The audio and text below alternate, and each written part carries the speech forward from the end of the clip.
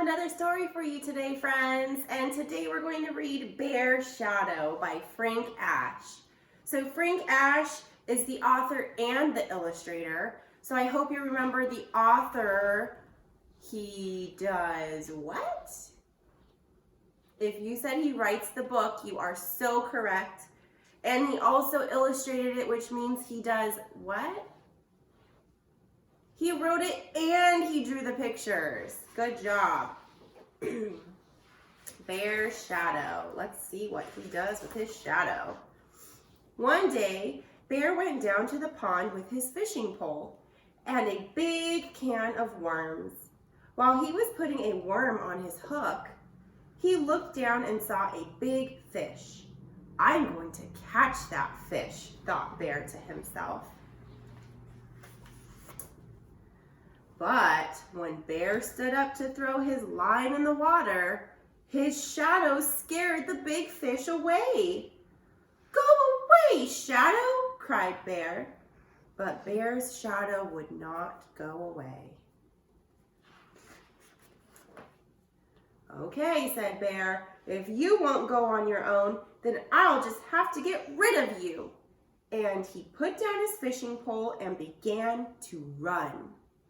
He ran around the pond. When he got to the other side, he kept on running. Oh my goodness, do you think he's going to get rid of his shadow? Let's see. He ran through a field of flowers, jumped over the brook, and hid behind a tree. Good, thought Bear. Now Shadow can't find me.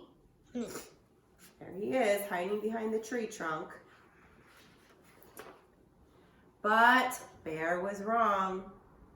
When he stepped out from behind the tree, the first thing he saw was his shadow. Nearby was a cliff. Bear walked over to the cliff and looked up. I'll climb so high, Shadow won't be able to follow me, thought Bear. Bear climbed higher and higher, until at last he pulled himself up to the top. Huffing and puffing, he smiled with pride. Then he looked down and saw Shadow. Now Bear was very annoyed. So he went home and got a hammer and some nails to nail his shadow to the ground.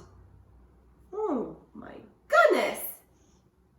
He hammered and hammered and hammered, but no matter how many nails he hammered, he couldn't nail his shadow to the ground.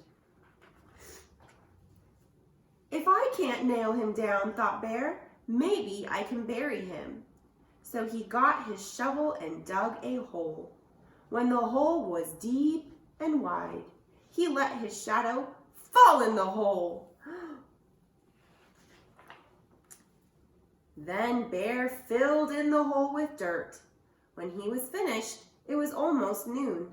The sun was high in the sky and Shadow was nowhere to be seen. At last, sighed Bear, no more shadow. But now Bear was very tired, so he went inside and took a little nap. While he slept, time passed and the sun once again cast shadows everywhere. When Bear got up and opened his door, he saw his shadow on the floor.